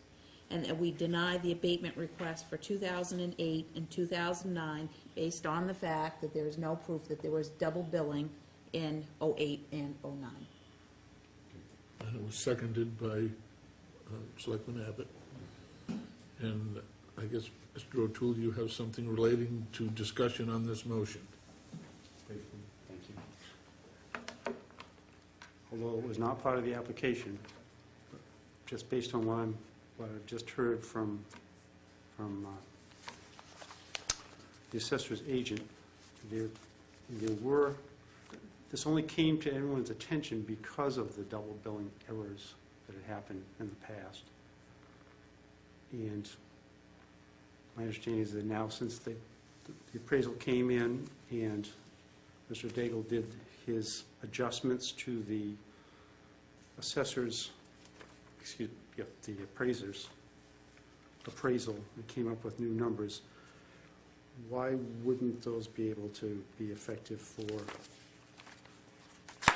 2008 and 2009 as well?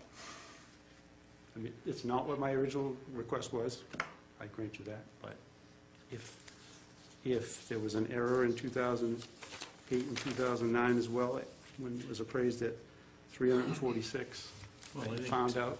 I think typically what we have done is when someone comes in and says, hey, you know, my evaluation is where it needs to be, or I mean, we're dealing with it certainly in spades today because the market is not where we are, all right? So if a request does come in and we say, you know, that we're revisiting 2007, and the market in 2007, and if we find that there was an assessment error or an adjustment that was needed, all right? If that request is for the current year, that's what we're abating, is the current year taxes, right? I mean, same taxpayer could have been in here 2 years ago, 3 years ago, asking for the same question, okay? So there's no obligation on the town's part to go back and do those 2, 3 previous years, okay? I think we ought to But the go back request to- was made. Request was made based on a double billing error. I think that's really I mean, even subsequent to the decision that we made, right? And what was put before us in April by Jerry, in your letter of April 22nd followed that, right? There was still really the argument of it's not an assessment issue, it's a double billing issue. Okay? Oh, no question, that's the way that it was presented initially. But I believe that what I just heard the assessor's agent say is that through the course of doing this revaluation, you know, it took a long time, there were some things that had to be changed around, there were some errors made. I mean, it sounds like if there was an error made in 2008 and 9, even if it's not the error that we thought it was, if the true value of it is, the true value of the place is 235,800, then we'd ask that you reduce it for those 2 years as well. We did make the request. And if you don't, I guess, as long as you make it clear as to why you're not going to, for the record. Thank you. The chair will recognize Jerry. I think we're forgetting too that the appraisal we're talking about showed up in 2010. Right. Okay, the appraisal shows up in 2010, after April 1st of the year. I'm sorry, yeah, it was after April 1st, you're right. I'm talking to myself. How can we take something that was handed to the board in 2010 and say we're going to apply it backwards and mix it in with the over tax payment issue? I think what we did as a board, or at least I remember talking to the board about it, we took the 2010 appraisal, looked at the comps, and then decided that the property was not in error, was overvalued going forward. we couldn't very well take the appraisal that we got in 2010 after April 1st and say, we're going to apply it backwards. It's not really done that way. We apply adjustments forward once we're given the product that says, gee, you want to look at this appraisal, it might help, resolve the issue, which we did. And then that valuation was adjusted. I just have a quick question. Is there one deed or two deeds to that property? Two, Two, okay. which is unusual, but the whole case is unusual to have two deeds on a small lot, I believe. But that's another whole, that's issue 3, which we don't think we want to get into. I'm all done. Is there any other discussion on this motion? Seeing none, all those in favor of the motion as presented by Selectman Girard? All those in favor? Opposed? The motion's carried. So now, to make sure that this is done properly for court, we need to make sure that, and Jerry, will you take care of providing them with our written decision? Is that how that's Yes, gonna work? yes. Okay. And this, Within 10 days. just to clarify that it's not going back to court, my understanding it's gonna go through the process, correct? So your Yes. next part of the review is to go before the Waterboro Board of Assessment Review. We on the same page still? Okay. Well, that's the process, and I think that was, the court remanded it back to us to Yeah. To do the written. re-establish that. I just wanted to clarify that because, Selectman Girard did mention the court, and I wanted to take it a couple steps back. Thank you all for your time. Thank you very much for yours. May I first? Yes, sir, go ahead. Thank you. Yeah, you're entirely welcome, sir. There's nothing personal here. Oh, absolutely not, absolutely not. I just want, I seem to, I don't want you to feel it's personal. I got my No. opinion, you guys got your job to Oh, do. yeah, no, and I understand that perfectly. Thank you. I understand that perfectly. Excuse me? What was the vote again? Unanimous. Unanimous, 5-0. Thank you. Okay.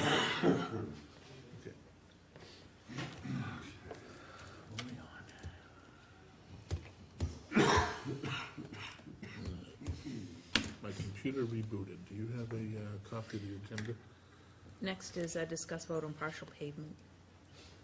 Yes, okay. Actually, we've had another one come in. Oh, all right, there's two there. I'm sorry, I was looking at the wrong agenda. Discuss and vote on partial payment waivers for property tax accounts. What is the pleasure of the board on that? So we have, I would make a motion that we approve these partial payments as recommended by the tax collector.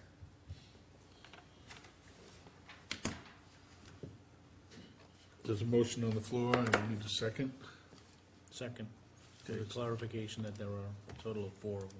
Yep. Okay. Is this in our The packet? motion's been Yeah. made and seconded to approve the partial payments. Is there any discussion? Dave?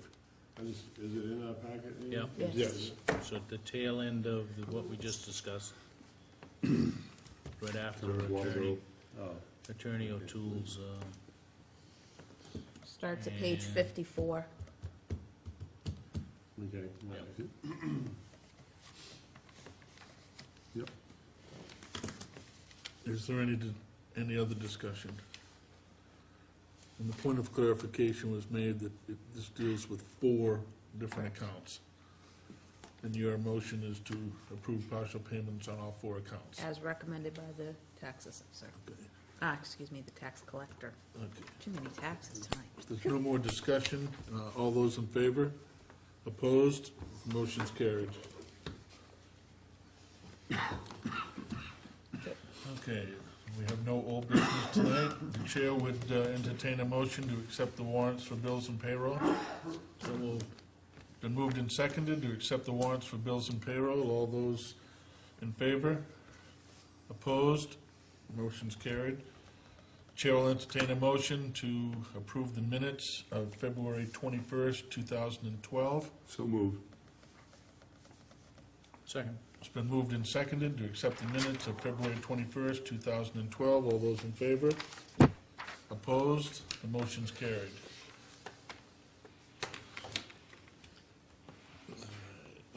Jeez, I hate this when this does this. So, I don't know, we're missing all of our pending decisions this week for whatever reason. So, Yes, we are. No great ones. And Right. Doug and I were supposed to get together on Saturday to finish up the driveway opening, and he was a little occupied because of the weather. So we'll make another attempt. Okay. I'm sorry, I'm just laughing at David. What's David doing? He's out there hacking out. Oh, he's dying. We need to get away from these sickies. Yeah. He's our entertainment for tonight. Yeah, I think that what we should have, No, he's crying. I'm crying. you crying? Crying. So am I, because I hate it when this reboots, I'm trying to get going. Oh, okay. So we have no pending decisions right now, that we have listed anyway.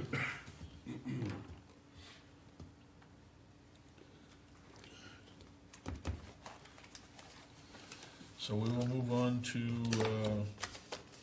week's action list. What are some of the things that we need to accomplish during the Well, week? Jerry's got to take care of the Yeah. letter. Can I borrow this? Oh, yeah, well, No, I no, don't know, I'll you have any use rules? this. No, I don't. There's been nothing to discuss. Yep, that was the end of it.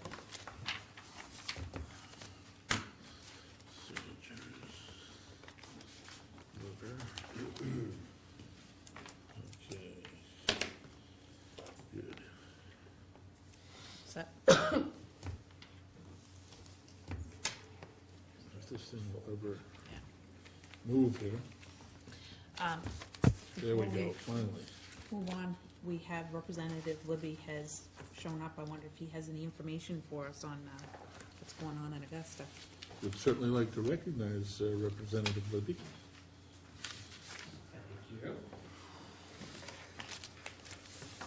Starting off, of course, the budget, supplemental budget was passed. There was some votes changed in the Democrat Senate side, and then it was quickly signed by the governor. Now that section basically took care of the 2012 supplemental budget, because there was actually a total package of both 2012 and 2013. It was decided by appropriations to split it up, handle the one because the 12 needed the emergency enactor. And now that we got all that done, we'll be working on another whole $80 million shortfall from 2013 that we'll be working on for the next month or so before session ends. So get one side done, and now we'll be working fiercely onto another one. That's that. I did on last Friday morning. I met with. Do you? You got a little shield back here. We'll spray you with Lysol as you walk out the door. I met with Leave me alone, man. Road Commissioner Doug Fogel on Friday morning. There was a couple areas of concern. I thought they were very much so concerned, so I've gone ahead and tried and getting a meeting set up with the DOT Commissioner. Great. With Doug on that. So at some point I'll be getting back information on that, but in the works on that, and took some pictures and all that stuff. So working on that. That should go good on that. Just happened today, had a York County Legislative Delegation meeting. About once a month or so, all the representatives and senators from York County will get together and go over some of the bills that would be, had a lot to do with the York County. A few things that we did discuss. There was a bill that was put in last session, LD 627, which added a new program to the York County Community College. It was a machine program.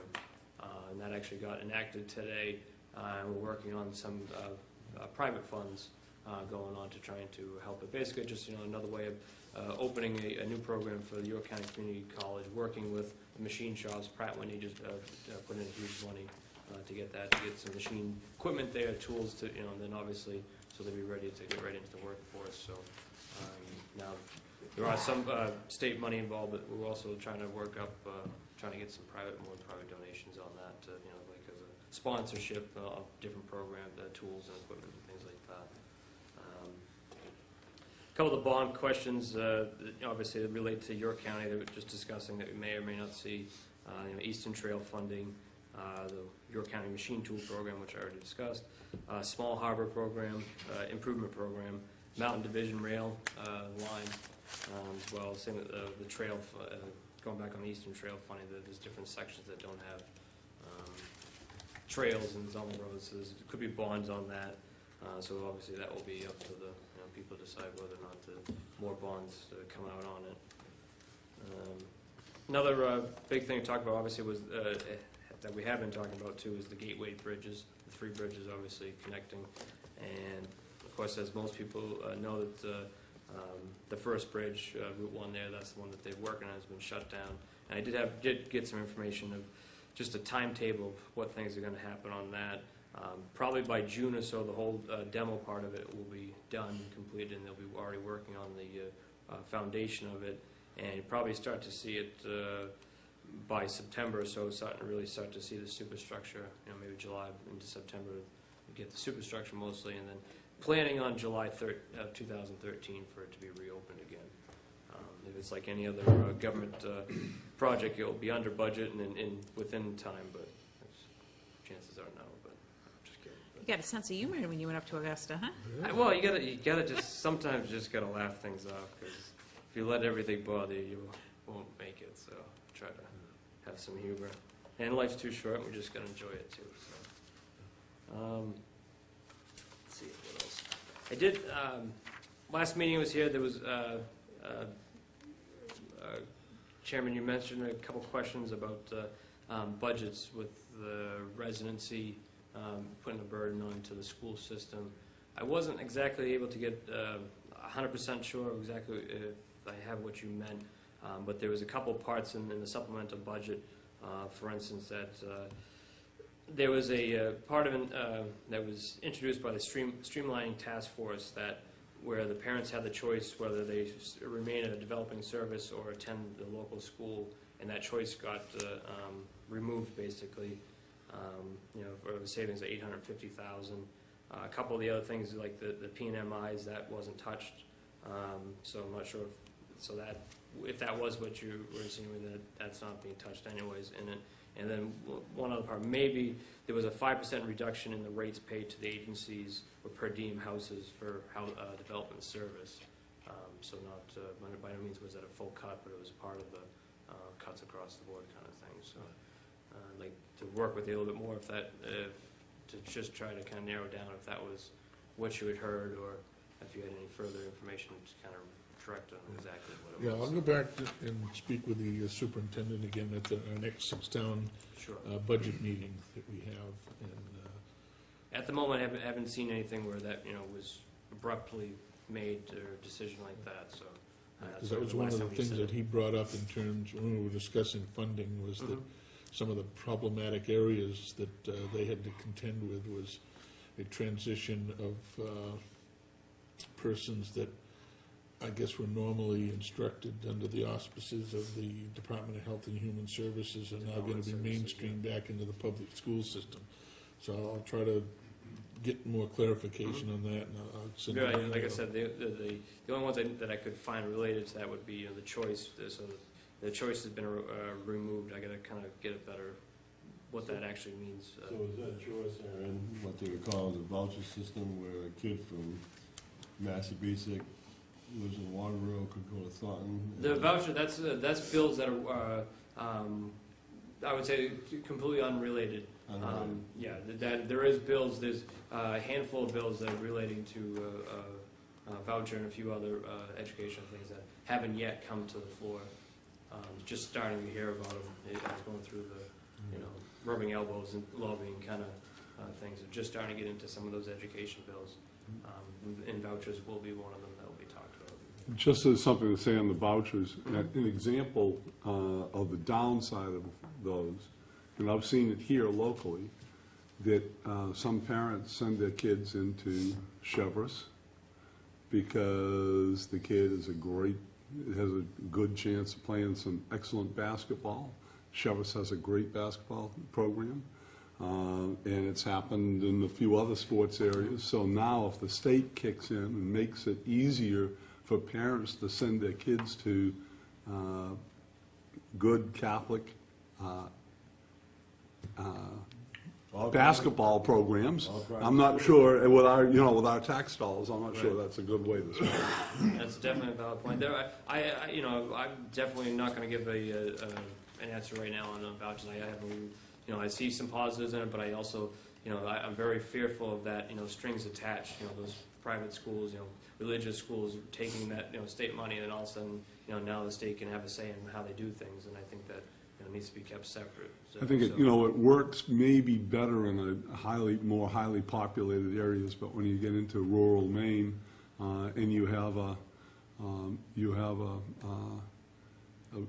a special school, let's say a Catholic school that has excellent sports programs, and and they start drawing from small communities, it really has a major impact, and it's not for educational purposes. It's to get a college scholarship playing basketball.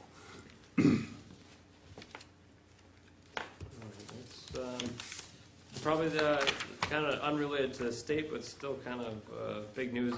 Not sure if you heard about Senator Olympia Snow's deciding to not seek re-election, so that was quite a shock. So that will be interesting news to development from that. So. Yeah, we've been speculating on what she's going to do, whether or not she's got something in the wind as a cabinet post later on in the administration or something. Yeah. Don't know. That I don't know. But, so. Any other questions or advice or jokes or? Some legislative sessions that were Yes. supposed to be last Thursday. Okay. And they got postponed, I believe, because of the budget work. Any idea when those would be? I see they're not slated for this week, so do you know, or is it going to just be dependent solely on It's the completely committee? different. Each committee, can be, because you also have, different chairs and whatnot, and different people serving on the committees have different committees they serve on too. So there's a whole aspect of that, redoing, and then how many other it could be, needing to move that over, but they've already have a week or two of public hearings already scheduled, so then they kind of have to do that, and they really try to get the public hearings, notified out to so the public can get it. If you let me know what you're looking for, I can definitely go and ask and Yeah. find out if you The have a. Public Safety Committee was, actually, it was a work session on LD 1711. 1711, okay. I'll look that up. I tried to find it on the state's website, and they don't They haven't posted have it yet. anything yet. Yeah, it's, like I said, it can take a while sometimes to reschedule it, depending Thanks. on chairs and, and what's going on, and then also what they had already scheduled previously, so. And also, they could be waiting for information, they could be waiting for, a draft or an amendment, or it could be many things. But I'll look into that and get you, should be able to find out. Great, thanks. Okay. Anything else? Good. Thank you very much. Have a good night. Thank you. Thank you. Okay, I'll move on to the items for next week's agenda. Anybody have anything specifically that they'd like to see? We all set on the town meeting, special town meeting, and everything's, If, I know that we have to do a vote on a contract. or discuss a contract. Discuss, vote, I don't know, and that probably needs to be an executive session. yeah. Maybe we can work some time in there for a workshop afterwards, so we can do the CIPs, because I think we all figured out we're all pretty busy the rest of this week. Workshop for CIP, all right. Anything else? I'm sure something come up during the week that'll be added on before Friday, but we'll hit the highlight ones right now. Okay, seeing nothing, we'll move on to our reminders. And once again, I'd like to remind everyone that the Charter Review Commission has a short survey on the town's website. They would very much appreciate residents of the town to log in onto the town's website and complete that survey. It would greatly help them in their deliberations and reviewing specific areas of a charter which will be presented at the November special town meeting in November.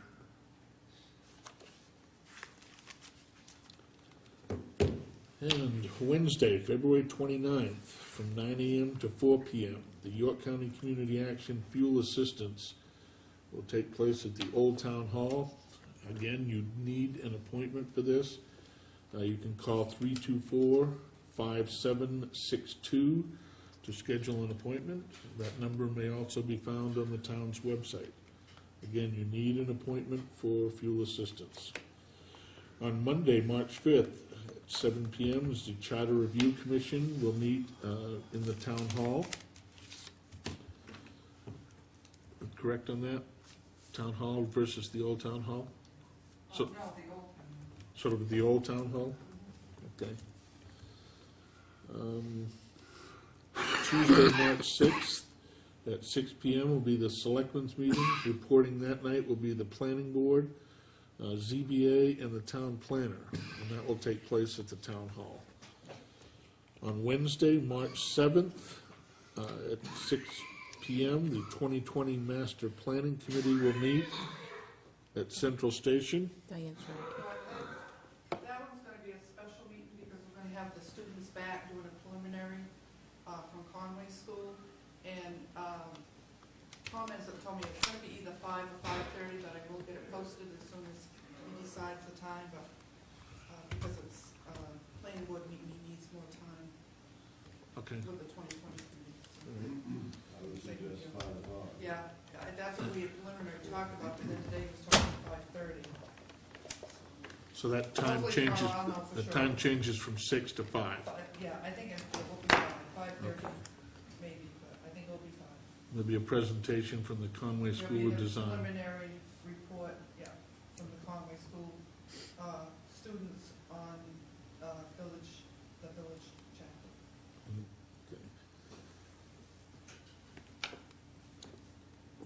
Wednesday, March 7th at 7 p.m., the Planning Board will meet at the Town Hall. Also, to reiterate, on March 7th, correct me if I'm wrong, Dennis, there's an Eco Maine presentation. Some awards will be given. One of the nominees is the, They will be a recipient of the award. They've already been. okay, there'll be a recipient of an award, will be the attendance down at the transfer station. Thursday, March 8th at 6:30 p.m., the Old Home Days Committee will meet at the Old Town Hall. On Thursday, March 8th at 7 p.m., the Finance Committee will meet at the Old Town Hall. Saturday, March 10th at 8:30 a.m. will be the Cribbage Tournament at the Old Town Hall. And Tuesday, March 13th at 6 p.m. will be a special town meeting, followed by the Selectmen's meeting and reports from the CEO, which I will assume that will probably abate that because we currently do not have a CEO. Well, we have a CEO, a deputy CEO. We have a deputy CEO, but, so we're gonna get a report from that person? I doubt it, but Okay. I'll mention it to him, but. Okay. From the Assessor's Office and from the Saco River Corridor Commission. And that's all we have for reminders. Following the Selectmen's meeting tonight, we will have an executive session pursuant to Title I, Maine Revised Statutes Annotated, Section 4056E, to consult about a legal matter. And with that, I would I will move that we go into executive session. Second. It's been moved and seconded to go into executive session. I mean, that would be following a little bit of time to clean. I don't know if Dave needs to. Clean Dave out. Well, yeah, I we, mean, not, it's not gonna happen immediately, right? no, it won't be immediate, but, A little bit of time to. And then an adjournment. okay, so, Who made the motion? John did. and we're not gonna take the vote on the motion until Next week.